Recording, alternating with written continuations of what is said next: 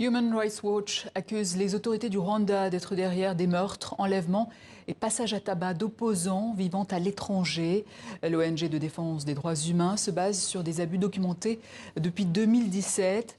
Après s'être entretenu avec plus de 150 personnes, le gouvernement rwandais rejette ces accusations. La correspondance de Mariam Koné.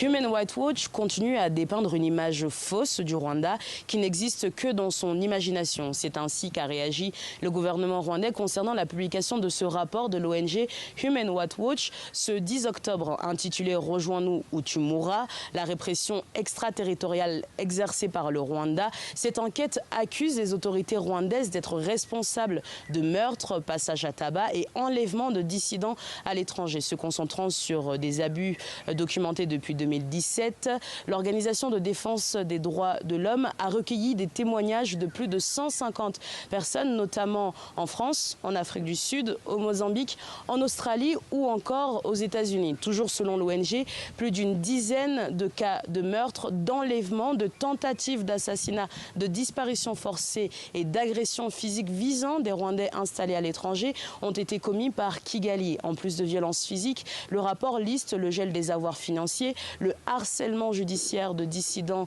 les menaces en ligne, les campagnes de désinformation ainsi que le piratage d'outils de communication privés. Des accusations rejetées en bloc par Kigali.